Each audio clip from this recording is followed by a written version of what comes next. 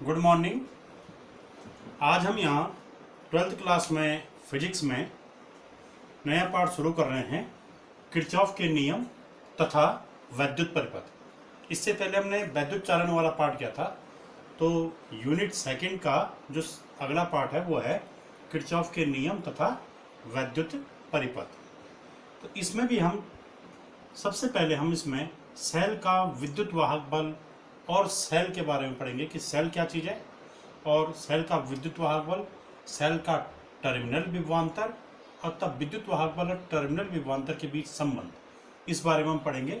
बाद में आएगा किरचॉफ के नियम। किरचॉफ वैज्ञानिक है, इनके नाम पे नियम था, तो वो बाद में पढ़ेंगे। तो देखिए सबसे पहले इसमें सेल कि सेल किसको कहते हैं। तो देखिए इसमें सेल क्या चीज़ है कि सेल वह डिवाइस है या वह युक्ति है जो कि रासायनिक ऊर्जा को विद्युत ऊर्जा में परिवर्तित करती है। रासायनिक ऊर्जा को विद्युत ऊर्जा में परिवर्तित करने वाली डिवाइस या युक्ति को हम सेल कहते हैं कि cell is a device which converts chemical energy into electric energy. ठीक है, और इसमें कभी भी इस बारे में कंफ्यूज नहीं होना चाहिए कि सेल जो है आवेशों का स्रोत होगा, ऐसा नहीं है। सेल आवेशों का स्रोत नहीं है, यह ऊर्जा का स्रोत है।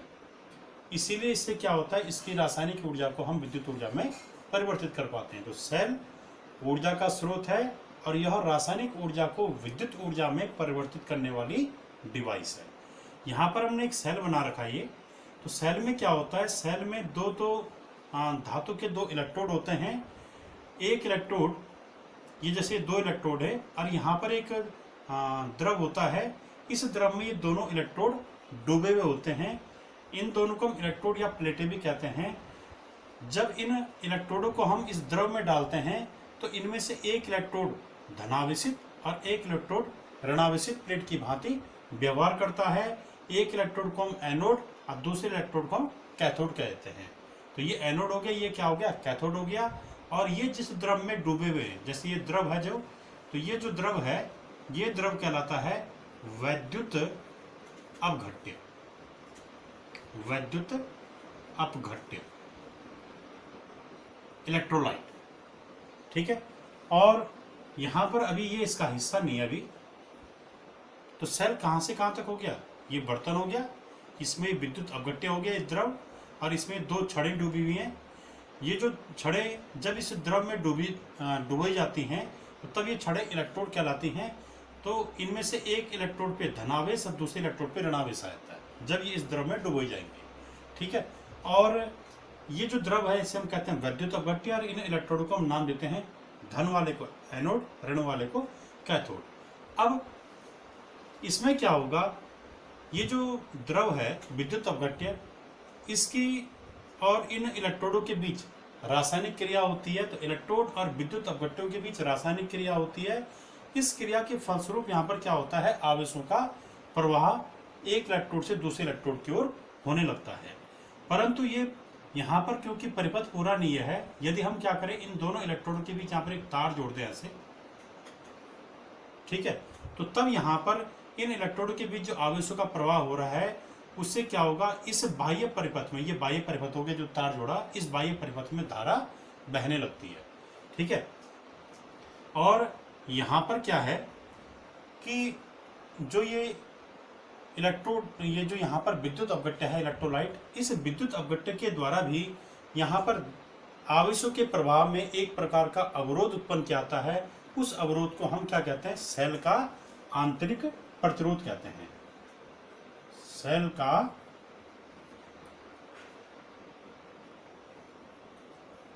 आंतरिक प्रतिरोध।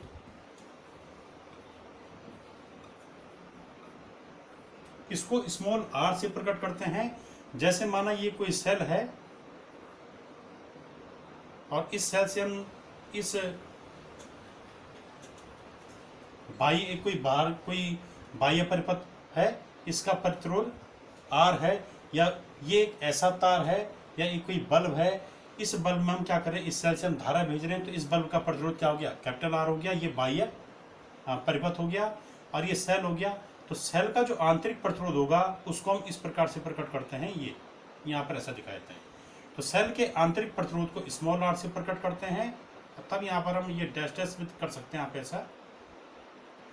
तो ये डैश डैश के अंदर जो ये है, ये पूरा ये क्या दिखा रहा है, सेल और उसके आंतरिक प्रतिरोध को दिखा रहा है। जैसे यहाँ पर दिखा रखा हमने, ये सेल है और ये इसका ये ऐसा कर रखा, तो ये मतलब ये इसका आंतरिक प्रतिरोध है। इस सेल का आंतरिक प्रतिरोध आर है, और इस सेल के साथ हमने यहाँ पर क्या जोड़ दिया, एक बाह्य प्रतिरोध या कोई तार जोड़ दिया, या वो युक्ति जोड़ दी जिसको हमने सेल से चलाना है, जैसे बल्ब जोड़ दिया, ठीक है। तो इस बाह्य जो तार है यहाँ पे, इसका प्रतिरोध क्या, कैपिटल आर, और इसमें जो धारा बह रही है उसको नापने के लिए हमने यहाँ पर अमीटर लगा रखा है। इस तार के सिरों के बीच का विभवांतर नोट करने के लिए हमने यहाँ पर एक वोल्ट मीटर भी लगा रखा है। तो हम यहाँ पर बात करते हैं सेल का आंतरिक प्रतिरोध। तो आंतरिक प्रतिरोध किसे कहते हैं कि सेल में जो विद्युत अवगट्य होता है, तो विद्युत अवगट्य और इलेक्ट्रोडों के द्वारा यहाँ पर आवेशों के प्रवाह में जो अवरोध उत्पन्न किया जाता है, उस अवरोध को हम सेल का आंतरिक प्रतिरोध कहते हैं। कि सेल द्वारा आवेशों के प्रवाह में या धारा के प्रवाह में उत्पन्न किया गया अवरोध सेल का आंतरिक प्रतिरोध क्या कहलाता है। और ये जो आंतरिक प्रतिरोध है, ये उत्पन्न कौन करता है, ये उत्पन्न किया जाता है सेल के विद्युत अवगट्य और इलेक्ट्रोडों के द्वारा, ठीक है। और इसको हम स्मॉल आर से प्रकट करते हैं। और जो आंतरिक प्रतिरोध है वो किस किस बात पे निर्भर करता है, तो सेल का आंतरिक प्रतिरोध एक तो निर्भर करता है इन इलेक्ट्रोडों के बीच की दूरी। तो इलेक्ट्रोडों के बीच की दूरी किस बात पे निर्भर करता है, सेल का जो आंतरिक प्रतिरोध आर होगा, ठीक है, आंतरिक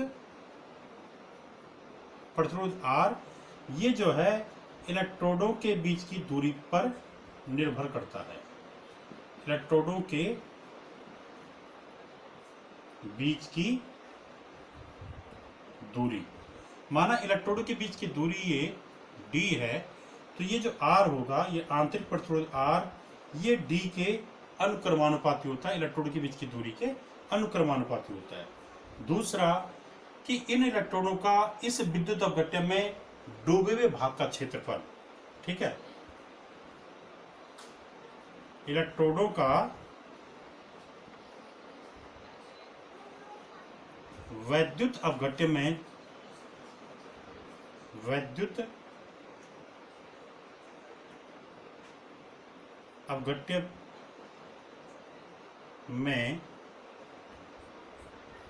डूबे भाग का क्षेत्रफल, डूबे भाग का क्षेत्रफल कि इलेक्ट्रोडों का, जैसे इलेक्ट्रोड इतना बड़ा है पर ये इसका पूरा क्षेत्रफल इस विद्युत अवगट्य में नहीं डूबा हुआ, बल्कि केवल इतना क्षेत्रफल ही विद्युत अवगट्य में डूबा है, इतना क्षेत्रफल। तो इसी क्षेत्रफल पे इस सेल का आंतरिक प्रतिरोध निर्भर करेगा, वो पूरे इलेक्ट्रोड के क्षेत्रफल पर निर्भर नहीं करेगा। तो माना डूबे हुए भाग का क्षेत्रफल है, इस डूबे भाग का क्षेत्रफल a है, तो ये कैसे निर्भर करता है कि r is in proportional to 1/a, ठीक है।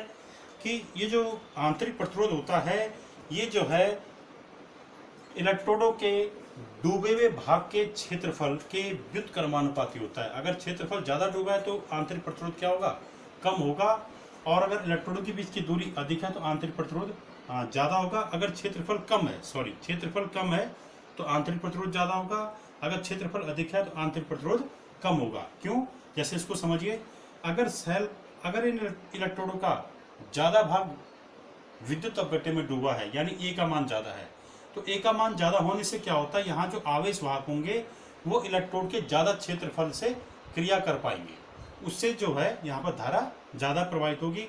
तो ए ज़्यादा होने से आर कम होगा, आर कम होने से धारा ज़्यादा प्रवाहित होगी, और इसमें ज़्यादा आसानी से प्रवाहित होगी कह सकते हैं।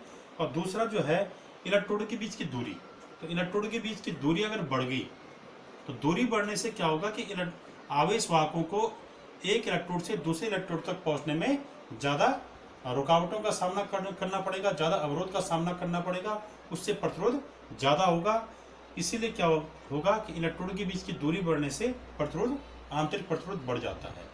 तीसरा, इसमें ये जो आंतरिक प्रतिरोध है वो किस बात पर निर्भर करेगा, वो निर्भर करेगा इस विद्युत अपघट्य के घनत्व पे।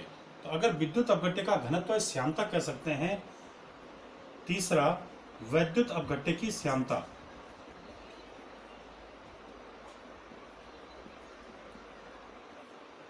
वैद्युत अपघट्य की श्यानता। तो अगर श्यानता या घनत्व भी कह सकते हैं, तो होता क्या है कि अगर घनत्व ज्यादा है विद्युत अपघट्य का तो प्रतिरोध भी ज्यादा होगा, अगर घनत्व कम है तो प्रतिरोध कम होगा। या अगर इस विद्युत अपघट्य की श्यानता अधिक है तो आंतरिक प्रतिरोध अधिक होगा। वो इसलिए श्यानता अधिक होने से यहाँ पर जो है आवेश वाहकों को प्रवाहित होने में कठिनाई होती है। जैसे कि अगर शहद में मोशन देखें तो शहद में मोशन कराना कठिन होता है, जबकि पानी में मोशन कराना आसान होता है, क्योंकि शहद की श्यानता अधिक है, पानी की श्यानता कम है। उसी प्रकार से बहुत गाढ़ा जो वैद्युत अपघट्य होगा उसमें आवेशों का प्रवाह कठिनाई से होता है, इसलिए वहाँ पर आंतरिक प्रतिरोध क्या होगा, ज़्यादा होगा। जो वैद्युत अपघट्य बहुत ज़्यादा गाढ़ा नहीं है, जिसकी श्यानता कम है, तो श्यानता कम होने से क्या होगा, वो उस विद्युत अपघट्य में आवेशों का प्रवाह बड़ी आसानी से होगा और धारा आसानी से बहेगी। तो यहाँ पर आ गया कि आंतरिक प्रतिरोध R ये जो है ये श्यानता के अनुक्रमानुपाती होती है। श्यानता अधिक होगी तो आंतरिक प्रतिरोध या भी क्या होगा, अधिक होगा। घनत्व अधिक होगा तो आंतरिक प्रतिरोध भी अधिक होगा। चौथा जो है, जो आंतरिक प्रतिरोध है ये वैद्युत अपघट्य पर निर्भर करता है कि हमने विद्युत अपघट्य कौन सा ले रखा है, अमोनियम क्लोराइड ले रखा है या कॉपर सल्फेट ले रखा है या कोई और ले रखा है, ठीक है। और इलेक्ट्रोडों के पदार्थ पर निर्भर करता है। तो सेल का आंतरिक प्रतिरोध इलेक्ट्रोडों के पदार्थ पर एवं विद्युत अपघट्य पर निर्भर करता है कि हमने कौन सा वैद्युत अपघट्य ले रखा है। इसमें ध्यान रखें, जिस बर्तन में ये विद्युत अपघटन की क्रिया संपन्न होती है उस बर्तन को हम वोल्टामीटर कहते हैं। अब इसके बाद यहाँ पर सेल जो हैं दो प्रकार के होते हैं। सेल के प्रकार,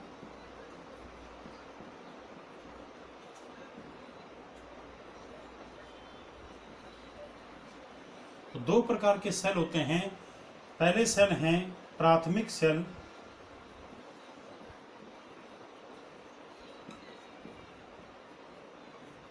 प्राथमिक सेल, प्राइमरी सेल। तो प्राथमिक सेल वो हैं जो रासायनिक ऊर्जा को विद्युत ऊर्जा में परिवर्तित करते हैं और एक बार डिस्चार्ज होने पर दोबारा चार्ज नहीं होते हैं, ठीक है। यानी अगर एक बार डिस्चार्ज होंगे, एक बार निरावेशित होंगे तो दोबारा आवेशित नहीं होते हैं, ठीक है। तो प्राथमिक सेल या प्राइमरी सेल वो सेल होते हैं जो रासायनिक ऊर्जा को विद्युत ऊर्जा में परिवर्तित करते हैं और एक बार डिस्चार्ज या निरावेशित होने पर दोबारा आवेशित नहीं होते हैं। जैसे इसके एग्जाम्पल हैं क्या, इसके उदाहरण क्या है, कौन कौन है प्राथमिक सेल, कौन कौन है, जैसे लेक्लांसे सेल, या हम जैसे कहते हैं शुष्क सेल कहते हैं, ठीक है। तो प्राथमिक सेल में जैसे लेक्लांसे सेल,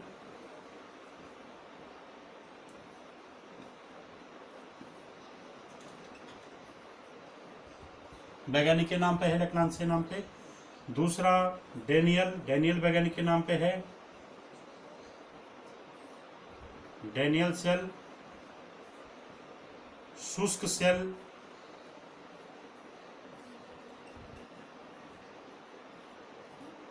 तो ये वो सेल हैं जो कि क्या होते हैं, जो एक बार डिस्चार्ज होने पे दोबारा चार्ज नहीं होते हैं। शुष्क सेल जैसे ड्राई सेल आपने किस में देखा होगा, टॉर्च में या रेडियो में, जो पहले के टाइम पे काफ़ी पुराने समय में इस पर जो सेल यूज होते थे, तो वो एक बार अगर डिस्चार्ज हो गए तो दोबारा चार्ज नहीं होते, सीधा नए सेल लगाने पड़ते थे। तो वो शुष्क सेल है।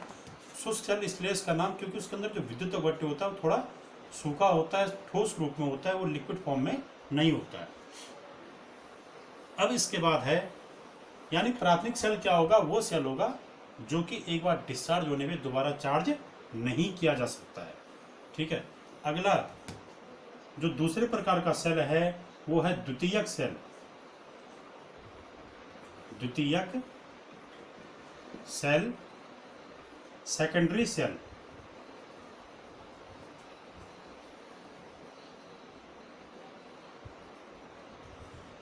तो सेकेंडरी जो सेल है वो कौन है कि ऐसे सेल जो एक बार क्या कियाते हैं, एक बार विद्युत ऊर्जा को रासायनिक ऊर्जा में परिवर्तित करते हैं और आवश्यकता पड़ने पर पुनः रासायनिक ऊर्जा को विद्युत ऊर्जा में परिवर्तित करते हैं, और ये बार बार चार्ज किए जा सकते हैं। ठीक है, तो द्वितीयक सेल वह सेल होता है जो विद्युत ऊर्जा को रासायनिक ऊर्जा में परिवर्तित, जिसमें पहले विद्युत ऊर्जा को रासायनिक ऊर्जा में परिवर्तित करते हैं, अब पुनः रासायनिक आवश्यकता पड़ने पर रासायनिक ऊर्जा को विद्युत ऊर्जा में परिवर्तित किया सकता है, और इन सेलों को हम निरावेशित होने पर पुनः आवेशित कर सकते हैं। अर्थात ये सेल जो है एक बार डिस्चार्ज होने पर दोबारा चार्ज किए जा सकते हैं। जैसे इसका उदाहरण है सीसा संचायक सेल।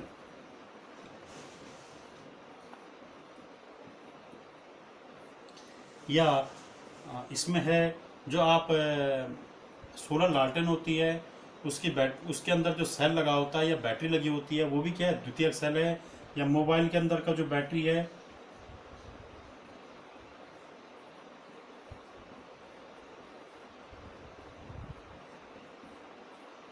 तो मोबाइल की जो बैटरी है वो भी क्या है, वो भी द्वितीयक सेलों से बनी हुई है। उसमें क्या होता है, अगर वो बैटरी डिस्चार्ज हो गई तो उसको हम दोबारा चार्ज कर सकते हैं। या जो सोलर प्लेट होती है या सोलर सेल, सोलर पैनल होता है, उसमें जो सेल होते हैं, तो जो हमारा सोलर लालटेन है, सोलर लालटेन, तो सोलर लालटेन के अंदर जो सेल लगा हुआ है या बैटरी लगी है वो द्वितीयक सेलों की बनी हुई है। उसमें क्या होगा, जब वो बैटरी डिस्चार्ज हो जाती है तो हम दोबारा उसको धूप में रखते हैं सोलर प्लेट को, तो सोलर प्लेट धूप में रखने पे क्या होता है, वो उस प्लेट के द्वारा जो है वो जो सोलर जो उसमें सेल लगा हुआ है वो चार्ज हो जाता है, दोबारा उससे हम विद्युत ऊर्जा प्राप्त कर सकते हैं। या जो मोबाइल की बैटरी है उसमें क्या होता है, पहले हम उसमें बैटरी को चार्ज करते हैं, तो बैटरी को चार्ज करें तो क्या हो रहा है, विद्युत ऊर्जा को रासायनिक ऊर्जा में परिवर्तित कर रहे हैं। और तब हम क्या करते हैं, जब बैटरी चार्ज हो जाती है तो उसके बाद हम तब उसका यूज करते हैं, अर्थात तब उसके बाद हम क्या करते हैं, रासायनिक ऊर्जा को विद्युत ऊर्जा में प्राप्त करते हैं। ठीक है, तो द्वितीयक सेल एक बार डिस्चार्ज होने पे दोबारा चार्ज किया सकते हैं। उदाहरण है इसके सीसा संचायक सेल, मोबाइल की बैटरी हो गई जैसे, या लिथियम आयन जो बैटरी होती है वो इसके उदाहरण है। इसमें एक शब्द आया है बैटरी। तो बैटरी किसे कहते हैं, दो या दो से अधिक सेलों का जो कॉम्बिनेशन होता है उसे हम क्या कहते हैं, बैटरी कहते हैं। तो बैटरी कैसे बनेगी, दो या दो से अधिक सेलों को जोड़ने पे, या तो श्रेणी क्रम में जोड़ने पे, या समांतर क्रम में जोड़ने पे, या मिश्रित क्रम में जोड़ने पे प्राप्त जो डिवाइस होती है उसको हम बैटरी कहते हैं। तो बैटरी में क्या होगा, दो या दो से अधिक सेलों का कॉम्बिनेशन होगा। तो यहाँ पर हमने ये देख लिया कि सेल क्या चीज़ है और सेल कितने प्रकार के होते हैं। Thank you.